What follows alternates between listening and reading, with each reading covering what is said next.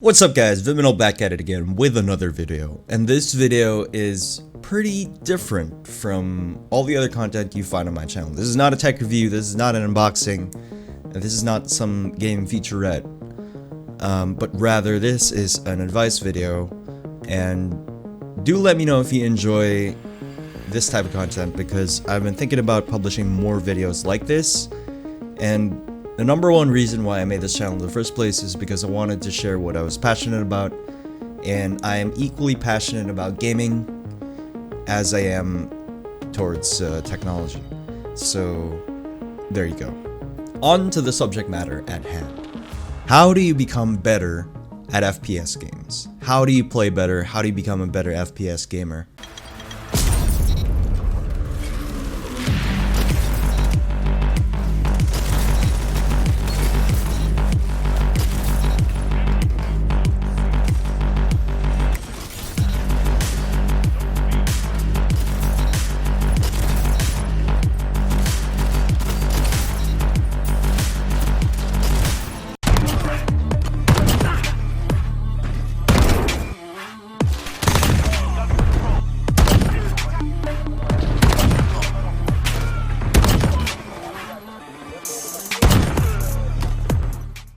Because I was really bad at FPS games. Despite loving FPS games since childhood, I was really bad at it 9 months ago.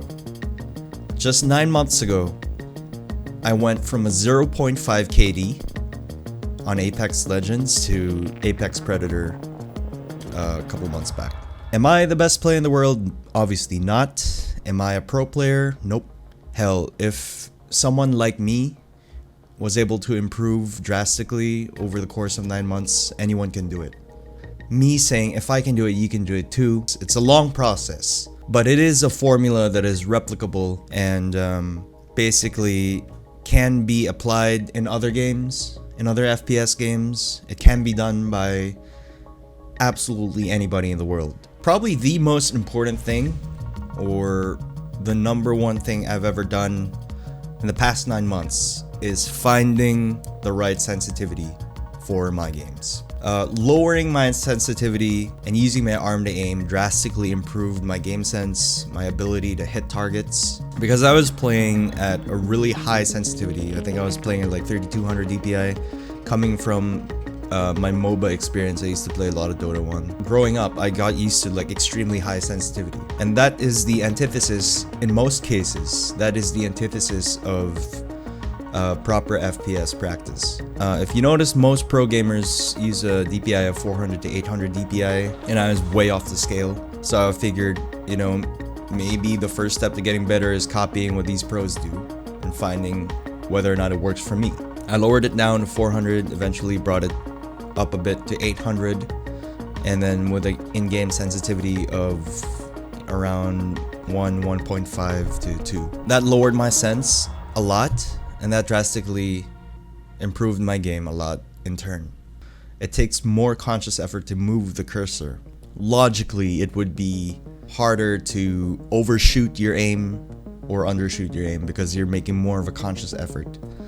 But if you're like me and you've been used to high sensitivity, at first it's gonna feel very, very uncomfortable. And think of it as unlearning bad habits for FPS. So it's gonna take some time, maybe a couple weeks or maybe a week at minimum, to get that muscle memory. It's gonna feel like writing with your left hand. If you're a right-handed person, other people would recommend dipping your sense little by little until you get to that low point. But for me, I like extremes, and like I enjoy the sensations of feeling something new. So I just went ahead and dropped it down really low instantly, and that was really uncomfortable, but it was fun. It was a fun experience. It felt like I was learning something new, and that might motivate you into keeping on practicing. So I suggest, if you're having trouble aiming, lower your sense, see if that works for you. Tip number 2 is something very obvious, but something extremely important and cannot be overlooked. A lot of game time. In the past 9 months, I spent thousands of hours in Apex Legends. I went from maybe 300 hours of FPS experience in the past 3 years to around 3,000 in the past 9 months. There is no substitute for that. There is no substitute for long hours of practice. The number one thing to do that is just simply play the game a lot. And I mean a lot. Don't even bother watching the rest of the video if you don't have enough time. There's just no way around it, unfortunately. There's no shortcut to getting better. But there are right ways to practice that will get you there faster. Step number 3 is experimenting with aim training software. Now, this is a very touchy subject because Kovacs, Aim Labs, and other websites, other apps, you know, it wouldn't really improve your game sense because obviously it's not really a video game. It's just a point and click aim training software. It doesn't really improve your game sense. Mechanically challenged like I was, an aim trainer would help, yes. Because you're starting from a very low baseline, you're starting from scratch, from zero skill. Something that can improve your reaction time and your target acquisition time, or basically the way you flick to hit those targets, so acquire those targets. Anything that can help that would drastically improve your game. Because I used to play FPS on console, and I switched over to PC, that's why I had a really hard time. I definitely recommend using aim trainers. No matter how controversial it is, don't spend all your time in aim trainers, but spend a little bit of time in it. Maybe a good equation would be a 16th of your time compared to your in-game time. Maybe like 10 to 15 minutes warming up on aim trainers before hopping onto the game.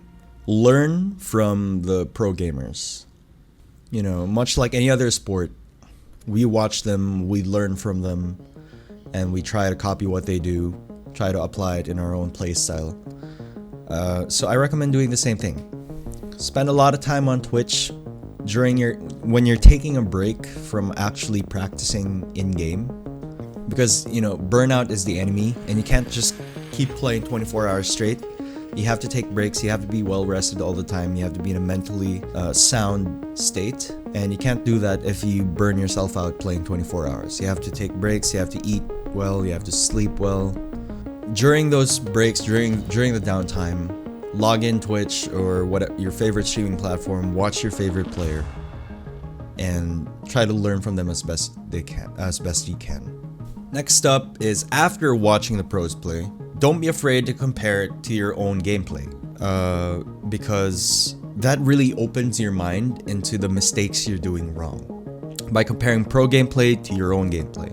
So every time you play the game, record your gameplay and then watch it after the match is done. Like after your practice session is done, take an hour or so and watch your videos, review your mistakes, and analyze those situations wherein you could have done something else. This is extremely helpful because sometimes when you're playing the game and you're in the zone, you don't notice the little mistakes that you do that compound and turn into bigger things that basically change the whole pace of the match.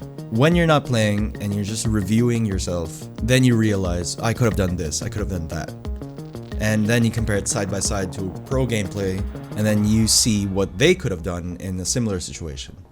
So it's a really eye-opening experience to record yourself and review your own VODs. Next up is accept constructive criticism. Learn from friends that are better than you and listen to what they have to say.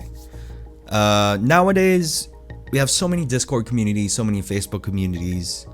You have a lot of friends that play the game as well, and chances are you have friends that play better than you. That's just the way it is. Maybe you could ask your friend to watch your recorded gameplay and then have them tell you what they think you could have done better. You have to accept the fact that people are better than you, and that's the only way you can improve, because if you think you're the best, then you're never gonna learn to get better. Tip number 7 is realizing that aim isn't everything. Pure aim isn't everything. You see this all the time, especially in Apex Legends, that you would face an enemy with perfect aim, but with basically really bad movement. Like if they have an aimbot but they're a bad player, and you could still beat them even though they have perfect aim, that they don't miss any shot, they would still die because they have really bad movement and makes them an easy target. This applies to about every other FPS game out there. In-game movement, evading shots, and positioning is just as important, if not more important, than having good aim. Tip number 8 is finding the right mouse grip, using the right peripherals, arranging your setup in a very comfortable, ergonomic way. Basically, you could use just about any peripheral out there. I'm not advocating any peripheral in this video, though you know my biases, but I digress. The end goal of any gaming peripheral out there, the high-end ones, is to make you feel 100% comfortable. You want to feel 100% in control of the game, and you don't want anything to get in the way of that. Like, you would know if the mouse is too big for your hand, if it's too small for your hand, if it's too heavy for you, too light for you, you know, if the keyboard is a bit too hard to press, if it's too light to press that you fat finger your skills, or etc, etc. If your monitor is too close, too far away from you, too big, too small, things like that you need to think about. You just have to have a setup that feels extremely comfortable to you.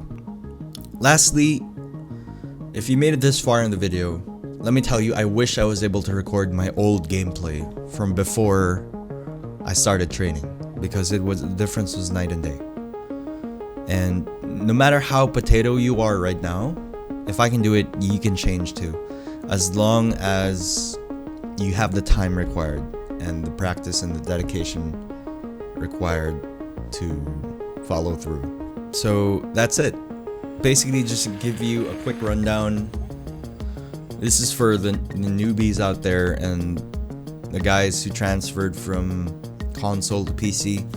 First thing you have to do is find the right sensitivity. Next thing you have to do is spend a lot of game time. Step number 3 is experiment with aim trainers, Kovacs FPS aim trainer, or aim labs.